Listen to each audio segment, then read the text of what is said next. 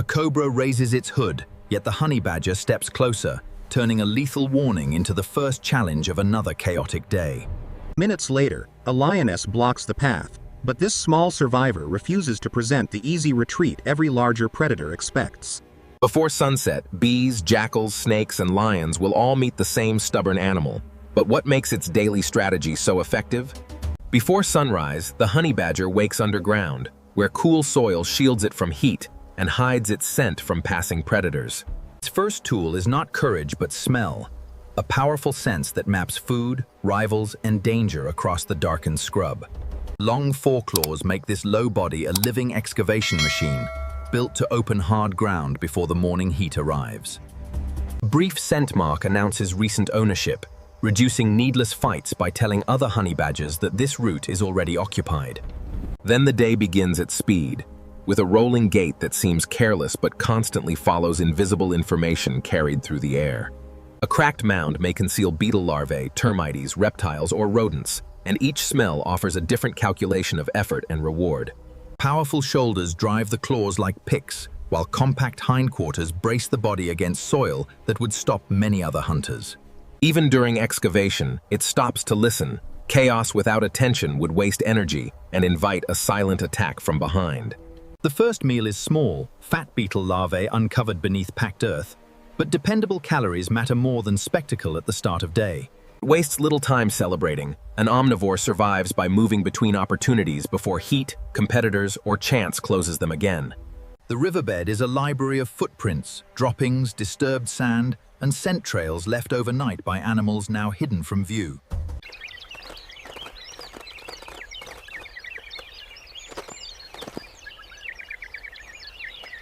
Water is taken quickly and cautiously, because even a shallow pool concentrates tracks from predators, prey, and scavengers across the surrounding plain. By full morning, its route already links shelter, water, and food, three necessities joined by relentless movement and a remarkable memory for place.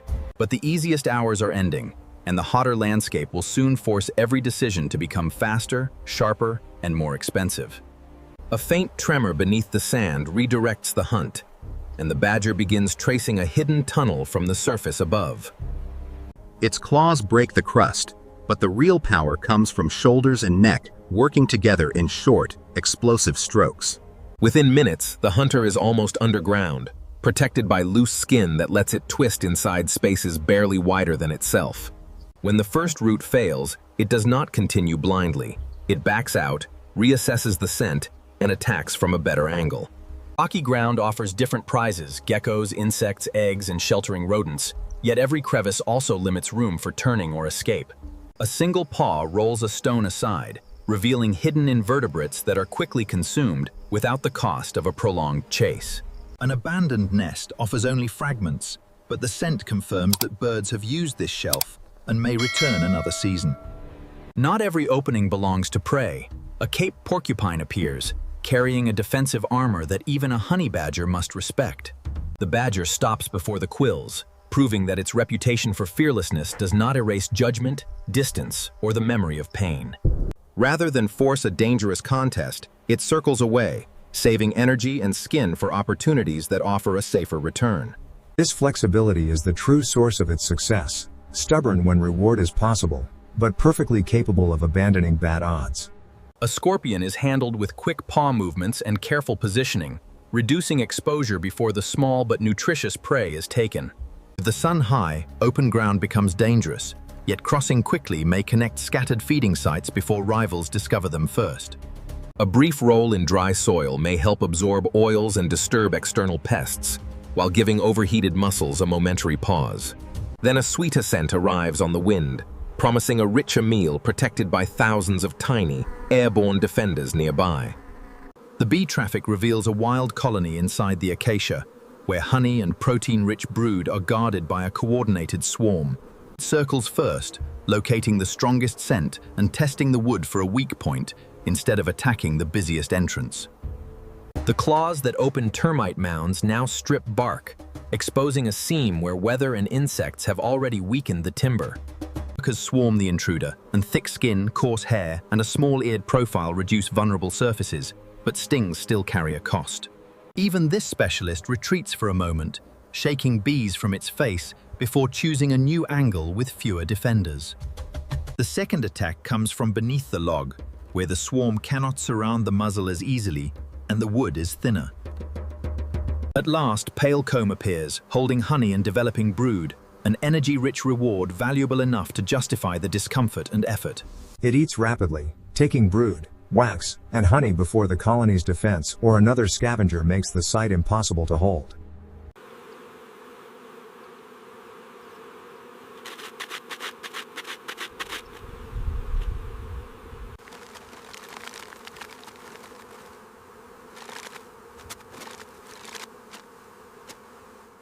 The colony regroups at its entrance as the raider withdraws.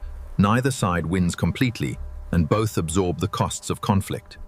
There is no proof that a honey guide directed this individual here.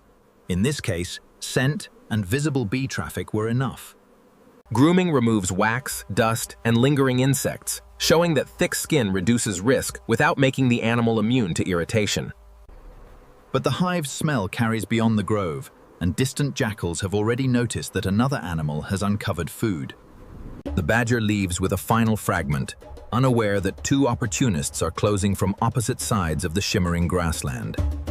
Black-backed jackals thrive by reading opportunity, and the smell of opened comb promises food they did not need to excavate themselves. The badger stops feeding, lowers its head, and turns broadside, making its compact body look larger while keeping both rivals visible. One jackal tests the distance, but the second remains outside charging range, relying on distraction rather than direct confrontation alone. A short charge answers the challenge, and the jackal retreats instantly. The goal is possession, not a costly fight today. Turning immediately communicates confidence, but its head continues turning constantly, tracking the rivals even as the final food disappears completely. Patience may still reward the jackals, because scavengers often profit from fragments left behind by stronger excavators and hunters nearby. The thicket offers shade and concealment, but narrow trails also reduce visibility and can bring large animals dangerously close without warning. Its low profile slips under barriers that stop taller competitors, turning tangled vegetation into a private network of cooler travel lanes.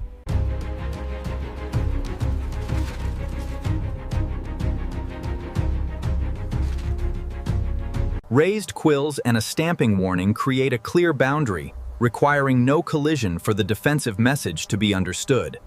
Badger yields the trail, another quiet reminder that successful survivors carefully choose which confrontations truly deserve their famous determination. A detour costs only minutes, whereas a face full of quills could compromise hunting for days in this unforgiving landscape.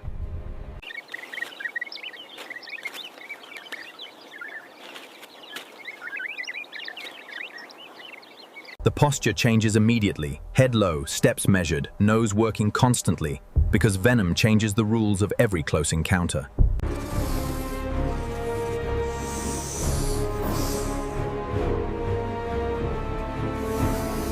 The two animals freeze, each reading distance.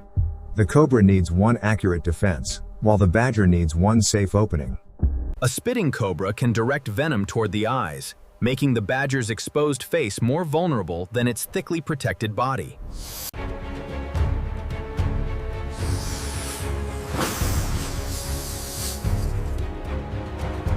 Instead of rushing forward, it circles, forcing the cobra to keep rotating its head and hood through the narrow thicket. The cobra gives ground without lowering its warning, conserving a route toward deeper cover rather than committing to an unnecessary strike. A sudden feint tests the striking distance, and the badger springs back before the cobra can convert warning into contact. Its loose skin can help it twist if seized, yet that advantage is not invulnerability and cannot erase the danger of venom. Cobra launches, but the target has already shifted. Speed and anticipation matter far more here than any legendary reputation alone. The badger presses forward only after the missed strike, using that brief recoil to control space without closing the distance recklessly. A root gap offers the cobra an escape, and the snake uses cover rather than gambling on another exposed defense.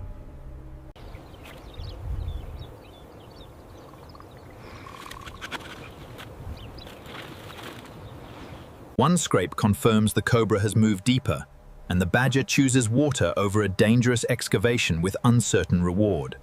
It leaves the encounter uninjured, not because nothing can harm it, but because caution amplified every physical advantage it possessed. Within moments, the famous confrontation is over, absorbed into the ordinary sequence of choices required to survive a single day. But the final drink lies on a trail used by larger hunters, and fresh lion tracks are pressed into the cooling mud. The tracks are broad and recent, warning that thirst must now be balanced against the possibility of a predator waiting nearby. A lioness steps onto the ridge, powerful enough to kill the badger, but cautious enough to judge whether the effort is worthwhile. The badger turns broadside, raises its mantle, and faces the threat, advertising claws, scent, and an The lioness advances, but not at full speed. Experienced predators avoid injuries that could compromise every difficult hunt that follows.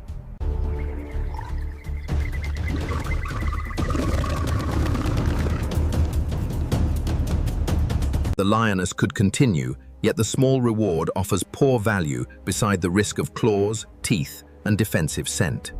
The badger does not chase far. It holds position until the larger cat turns away, then immediately returns to its original purpose. Even while drinking, it repeatedly lifts its head between mouthfuls, monitoring the ridge where the lioness disappeared into evening shadow. First satisfied, it leaves by a different trail, reducing the chance of meeting the same predator at the same narrow approach. The jackals have found leftovers at last, a quiet exchange in which one animal's excavation supports another without cooperation or trust.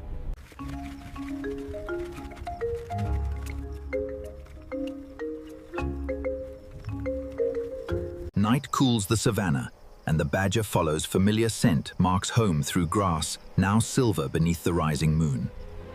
At the entrance, it listens again, because a safe burrow must be checked each time before darkness closes behind it.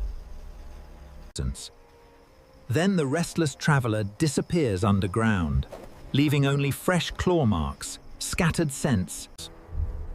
What looked like chaos was disciplined survival. Relentless curiosity, powerful tools,